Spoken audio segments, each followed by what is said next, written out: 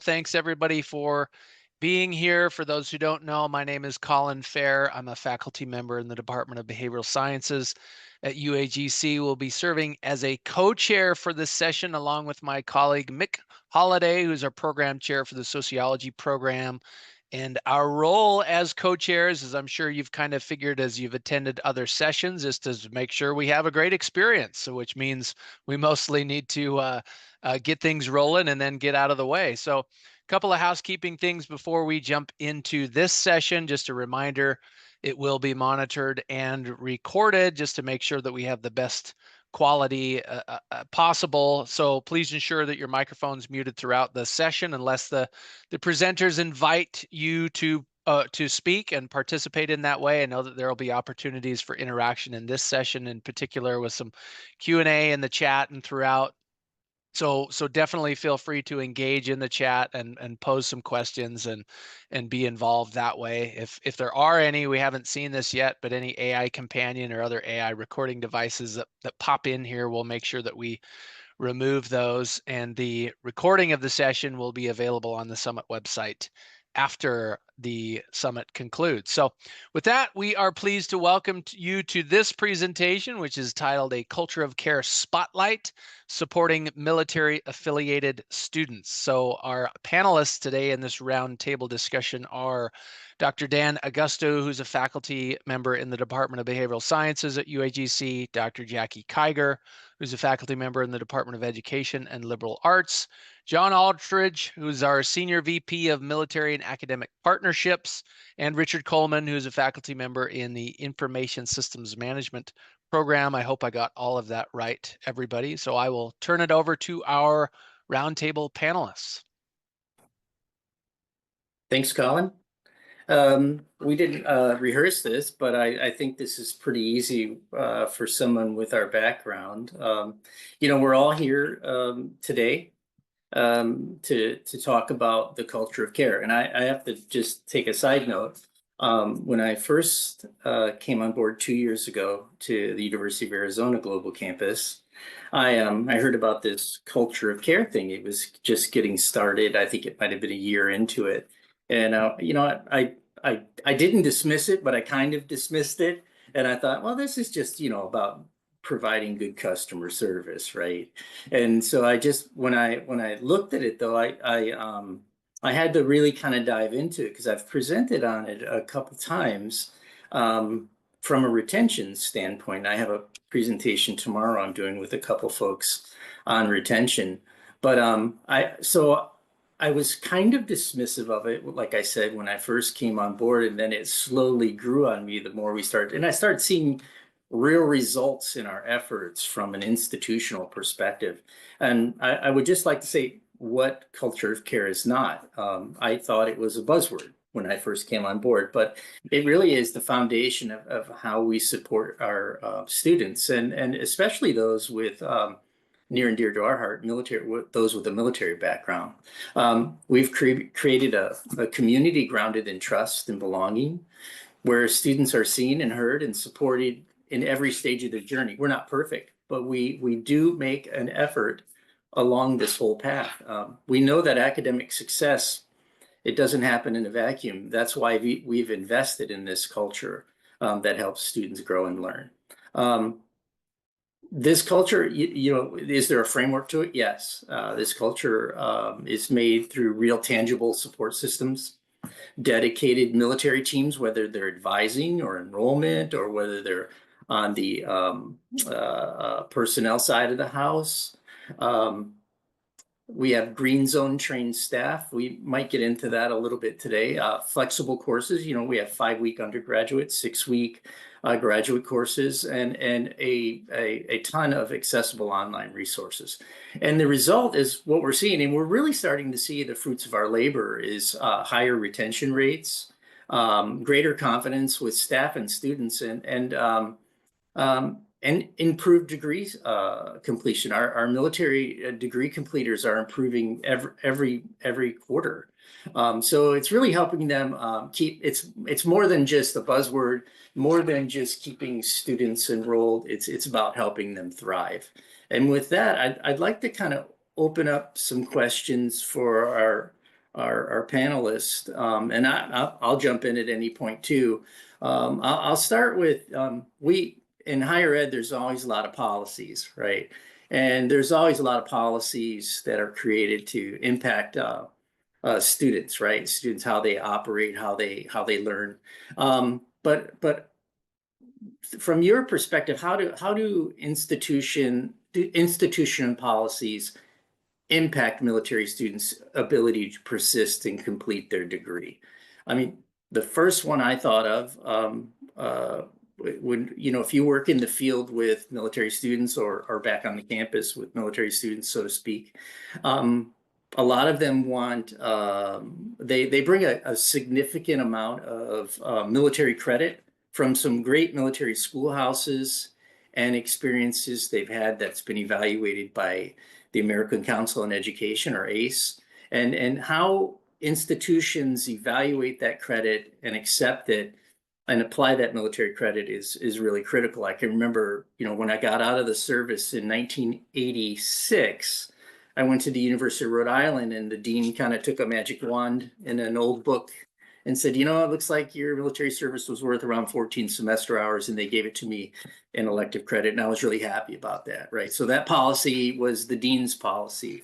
But today, in a more advanced and technologically advanced academic and career setting for military, the credit that they get is often significant. Some of the schools they go to are 9 to 12 months long. Some can be even as long as a year and a half.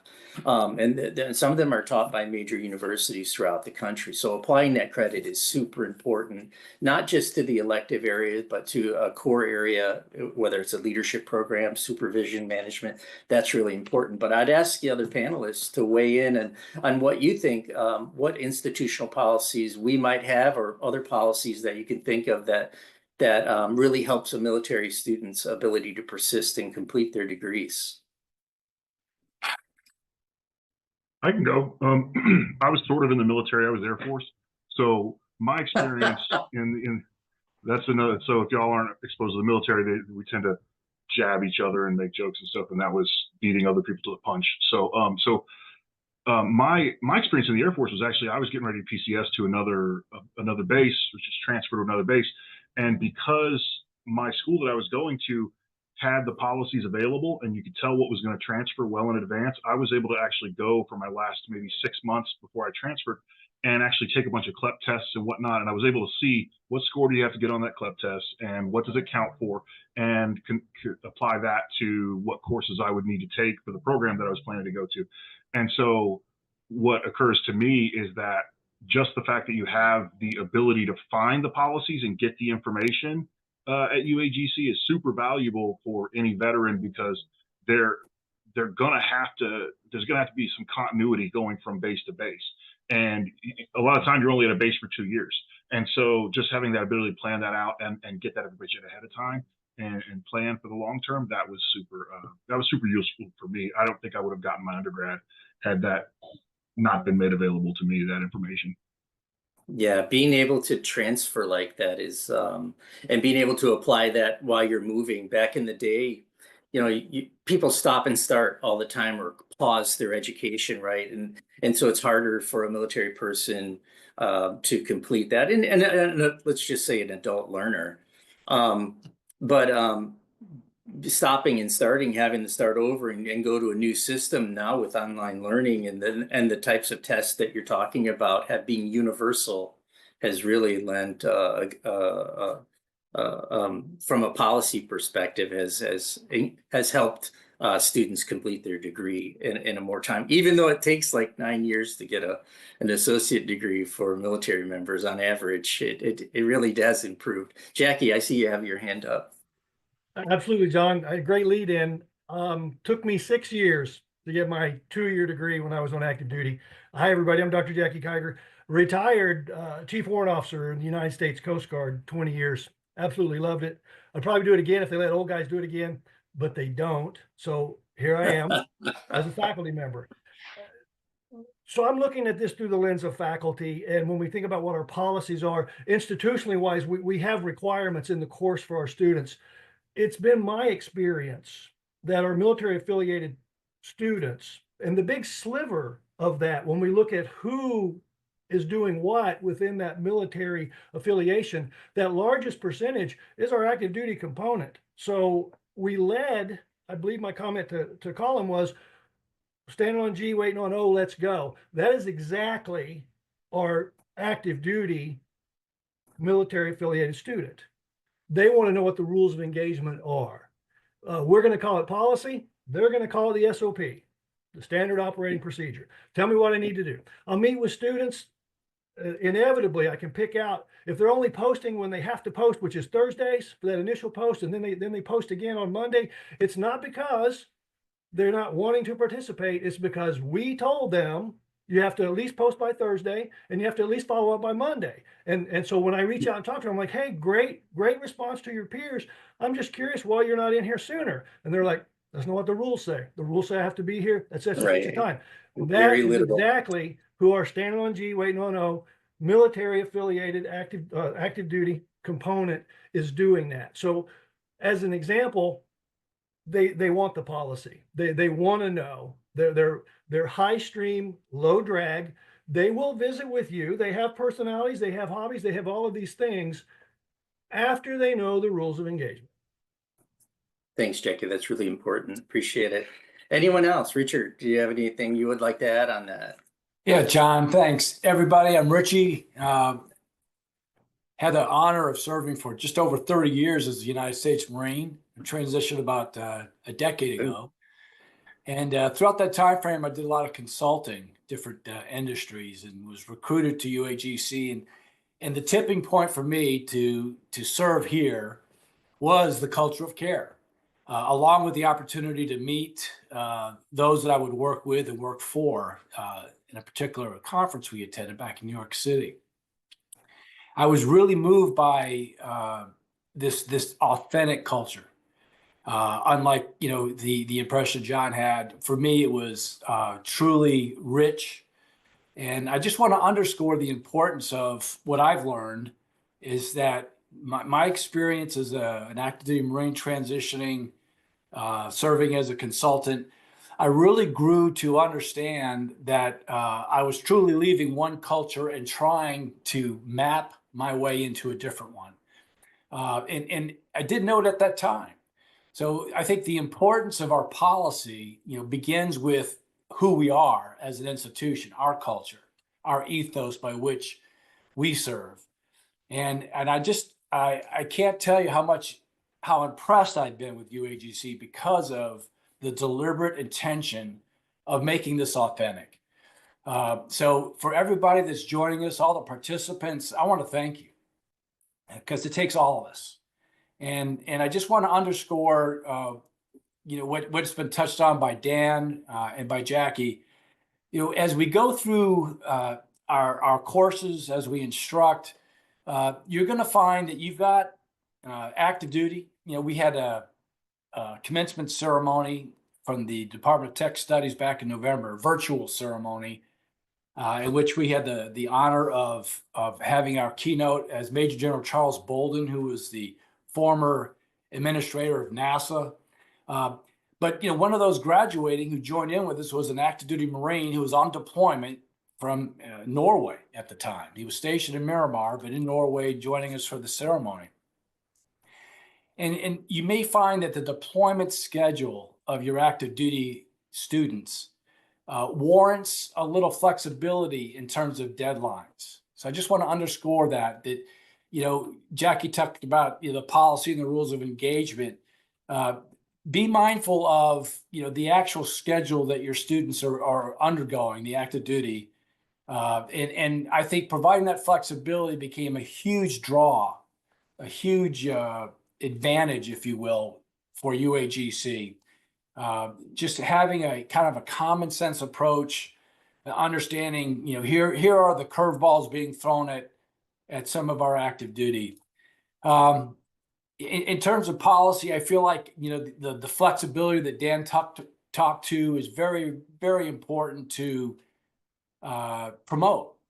So with policy, my mind goes to marketing and advertising opportunities I believe that we have a tremendous potential to really grow UAGC student body by deliberately targeting the veteran community as well as the active duty quadrant.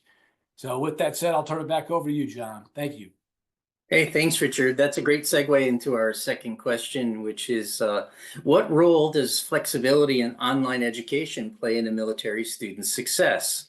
And I often think about that word flexibility, right? You know, I don't know how much people know, but over 90% of all tuition assistance users, so all active duty users who are using the military pay type tuition assistance, are studying online. Over 90%. I think it's like 94%. So flexibility, I mean, it's not just a preference, it's a necessity for military students, whether they're family members, and I use that with veterans too, who are balancing the same things all adult learners balance: their schedules, right? Family, employment, but add in that military component, right?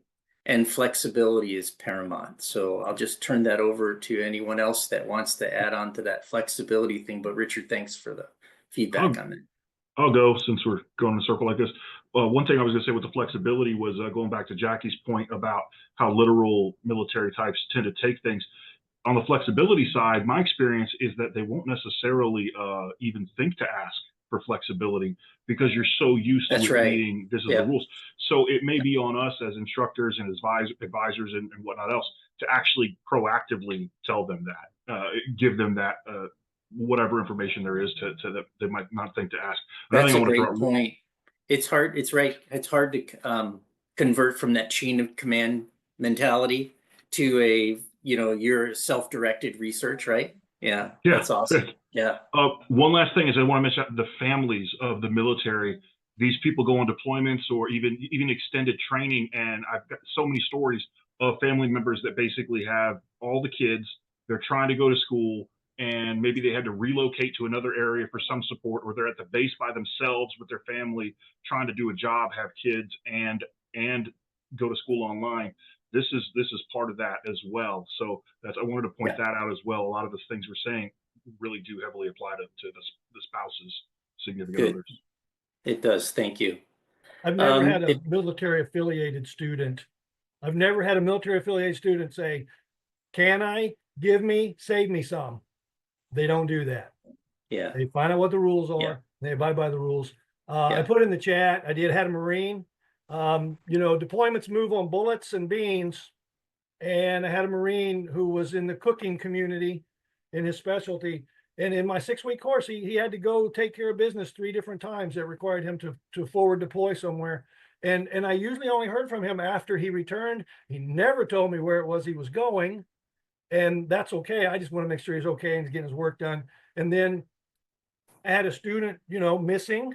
So you reach out to your students and, you know, we hear a great menu of why things are going to be late.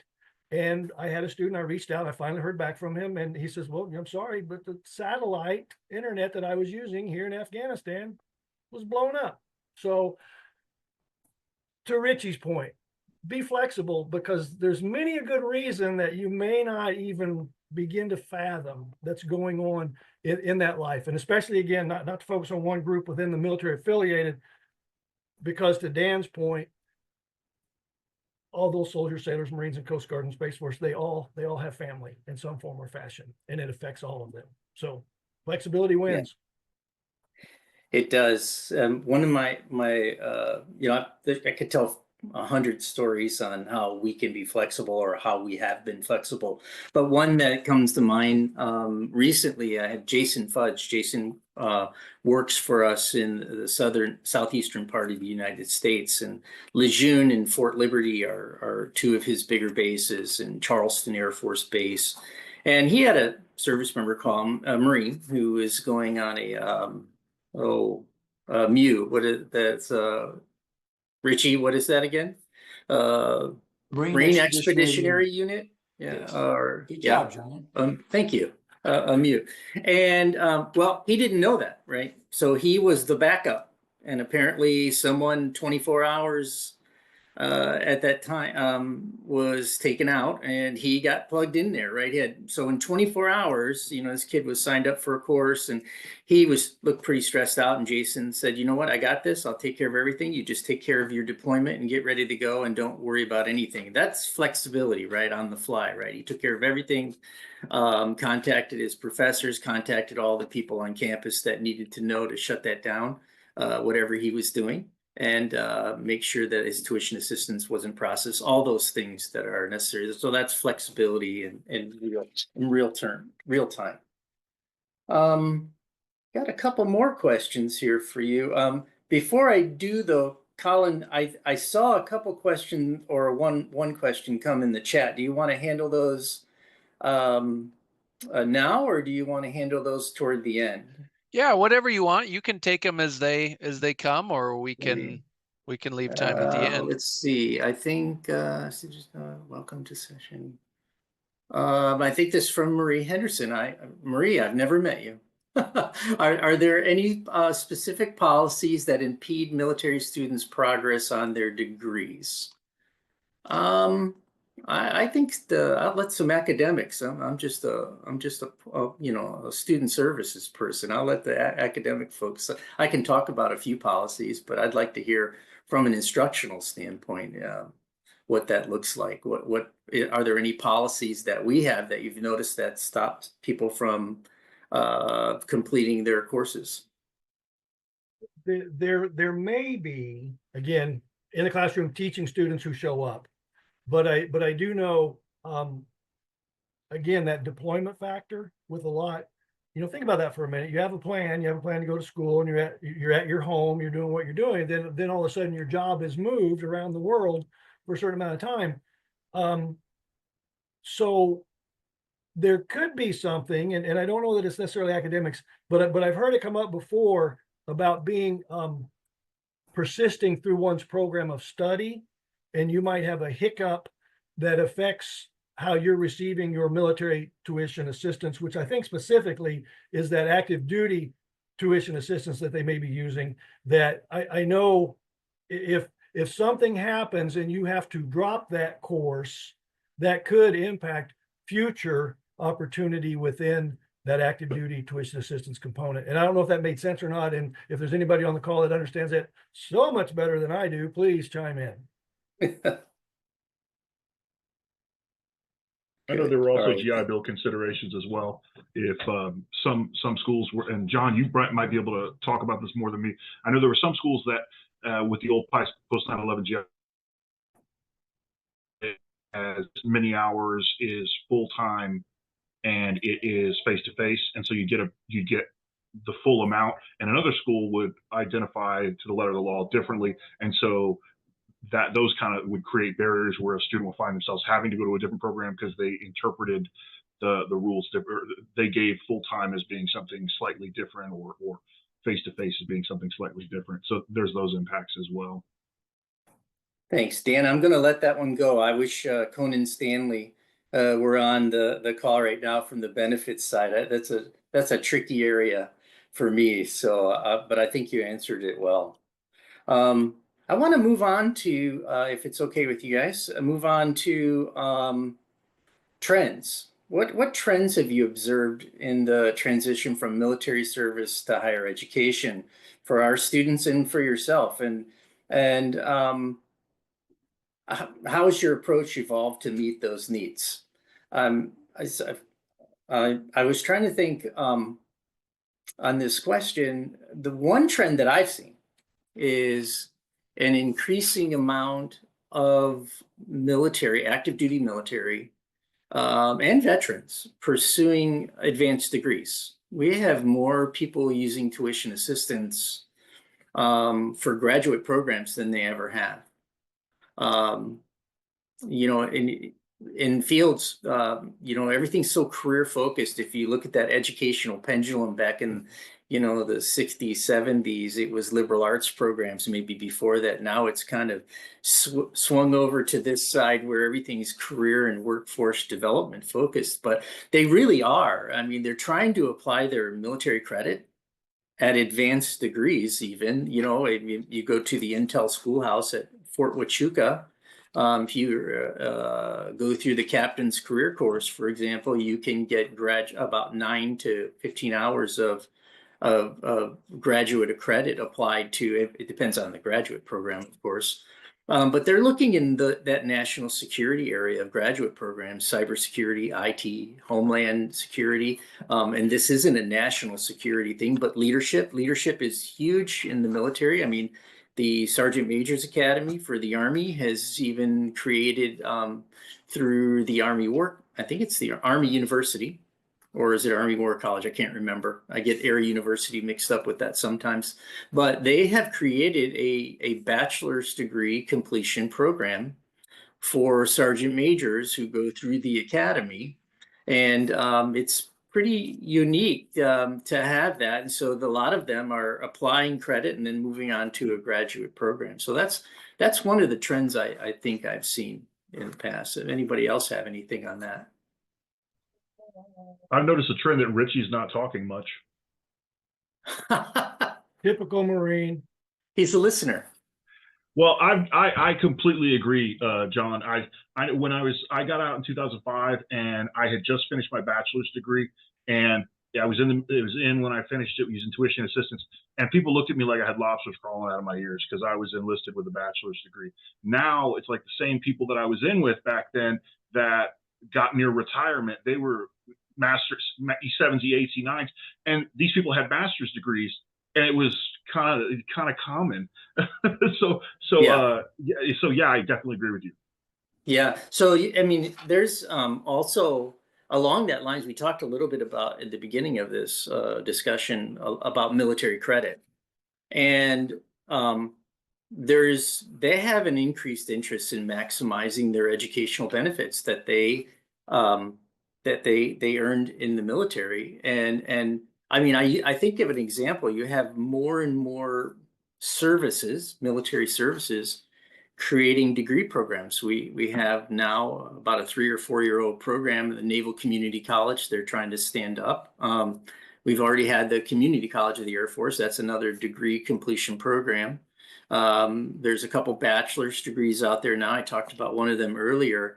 And I think one of the reasons that's evolved is educational institutions, and this is my own personal opinion, have not responded in the way of aligning that workforce or military occupational specialty credit from that workforce lens. You know, a lot of service members and veterans apply for jobs in the defense industry or move on to federal employment. So having credit that applies and being able to utilize that credit in degree programs or setting up like an academic pathway and that connects with whatever career outcome they're looking for, whether it's IT or cyber or homeland security, those type of degrees is really important. One of the things, John, that I'm seeing, if you look at this from say 20, 25 years ago, back 9/11, yeah, people who joined the service as a result of 9/11, they're now 22, 23, 24 years into their career, and in many cases looking to wrap up that career. And so as far as trends go, I'm seeing more career service members coming in, and I teach in a master's program in education. And I find that an interesting choice too, is a lot of recruiters, a lot of instructors on active duty are now looking to make a footprint in retirement in their second career in education. And so they're going for their master's in education, and they're coming from, you know, the being a range instructor, small arms instructor, the instructional field of what they did on active duty to now how does that translate into what will be a civilian teaching opportunity. So I do see more and more career active duty folks returning to return and complete some level of higher ed, so that it moves them hopefully effortlessly into what will be their second career in education. It'd be good. Thanks. I know, Jackie, I'm glad you mentioned that. I think it's the Army at the Medical Education Technology Center in San Antonio, Texas. I read a year or so ago that they were requiring their enlisted instructors to get an associate degree before they started teaching that, you know, technical field, whether it was cardiopulmonary or respiratory therapy or laboratory sciences, those types of things, that they have that technical skill, but they were requiring them to get a degree. So it makes sense that they would move up into that instructor type category as they evolve in their career too. Thanks. Appreciate that. Anything else, or do you guys want to move on to the next one? Colin, how are we doing on time? We've got a good cushion between this and the next session. So you got one more question to go over, right? So I think we should have time. Yeah, for I that. think No so. problem. I have a few backups just in case, but we've talked a little, quite a bit about mechanics, policy, trends. One thing we didn't really get into today was, you know, we're making a deliberate effort in our community outreach and peer support for our students. And so I'd kind of like to talk about the impact that our community focused initiatives like CHAMPS, and I wrote it down. I'm sorry, I'm going to look at the paper right now. Collaborative, CHAMPS stands for Collaborative and Holistic Academic Mentoring for Career Success. It basically teams up a new student with a successful senior student, and it's a peer network. I think it's an excellent idea and an excellent concept, and I've you know, during commencement, I meet with these people, and I think it's wonderful that we have that. The other one is Green Zone training. That's another piece of our community outreach or culture of care. It's a training, and I call, you know, CHAMPS is a peer training or peer mentoring, and Green Zone is like an ally, having an ally or ally training, and it was born out of, you know, 9/11. Post 9/11 wars, where people in combat situations referred to safe spaces as green zones.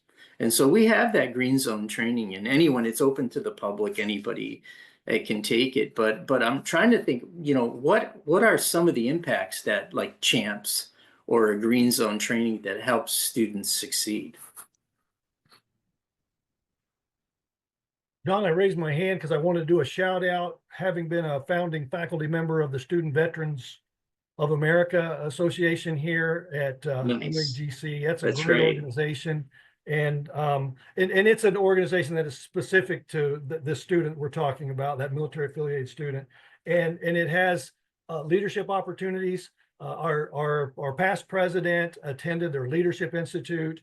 My guess is that our secretary and our vice president is also at some point going to be involved in that. It puts them back into an engagement opportunity based on their military experience in the modality of being a student and how they can succeed. And then the SVA is such a great lobbyist on Capitol Hill to chase down and make sure, you know, that maybe the hiccups that we were talking about earlier about institutional policies or federal government policies, it's such a great organization to chase that down. And so the impact of that is I'm seeing that grew, SVA, Student Veterans of America, UAGC, grew out of just the simple idea of a student club.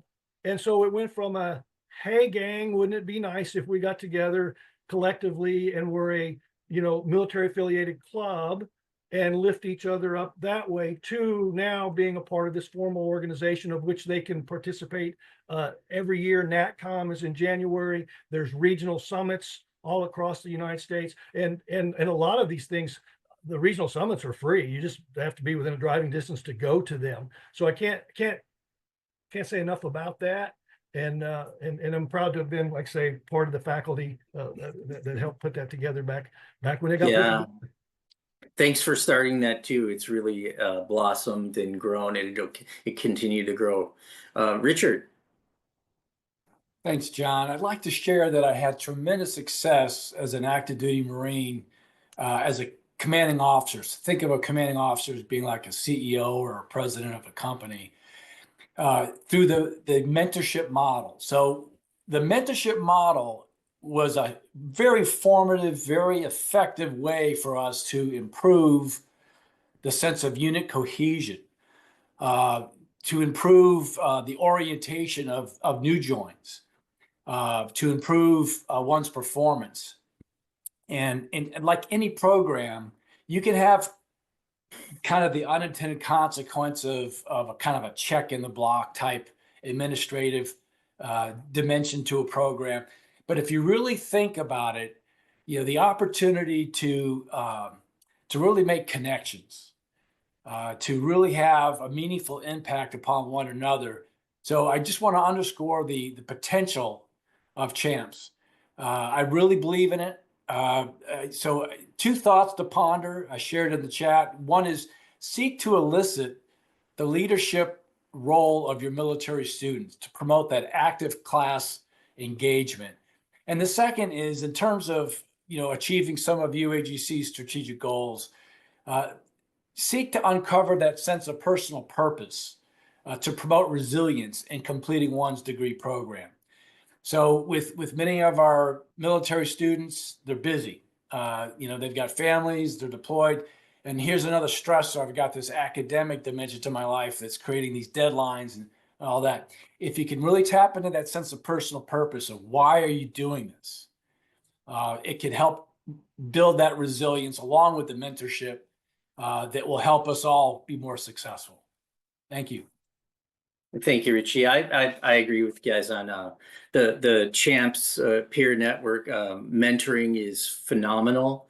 You know, I said earlier that you can do anything. The schools that are online, like us, have the majority of the students in the military because of that flexibility factor. And you can do everything online. You don't have to, you know, you don't have to go face to face to really do anything. But there's a lot of isolation. People don't understand. I think that, you know, I just was talking to a kid at Fort Campbell, Kentucky the other day, and his unit is deployed to the border right now, and he just got out of AIT, Advanced Infantry Training, and he was not really. I equated it to a psychological way station where he was just going to chow, going to PT, going to a company muster when there's not many people there, you know, the ones that were left behind. So there's no unit cohesion for him, and he's just waiting and he's playing video games. And I said, you know, why don't you, I was actually at my barber's, and it's my barber's niece, and I mean nephew. And she said, you know, she was telling me about him. She obviously knew him really well. So we just called him right from the barber and started talking to him, got him over to the education center.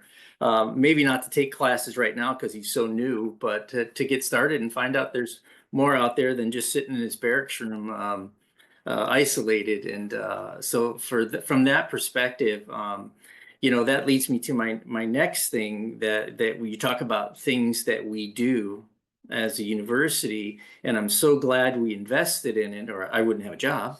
But we invested in a military alliance team, and we have people strategically placed throughout the country where they're able to build that bridge between an online environment and provide that face-to-face touch with not only the military service member, but also the education centers, to get to know them and to talk about UAGC programs, so to speak, build that brand. But, you know, sometimes when you work with a military student face to face, you know, you find out things more than you can over the phone or via email or through a chat.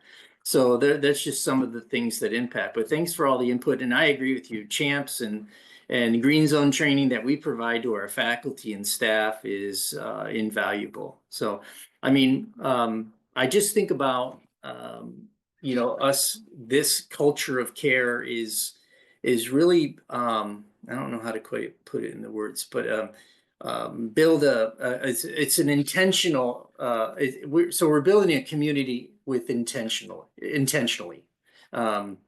It's not just about improving retention, although it is.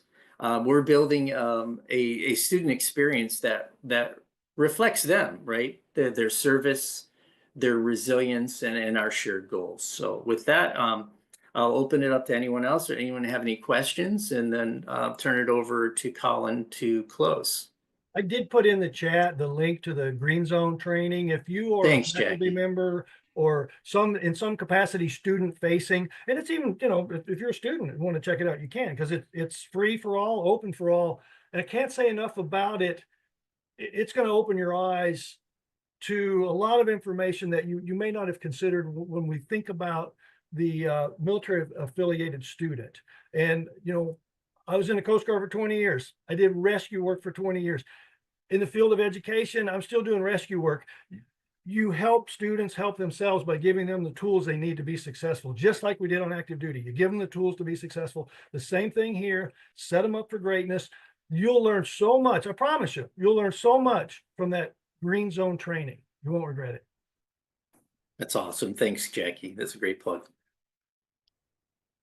Well, thanks so much for our presenters. We are running up on our time here. So if anybody's got anything to plug into the chat, any comments just to finish up the conversation, you can plug those in there now.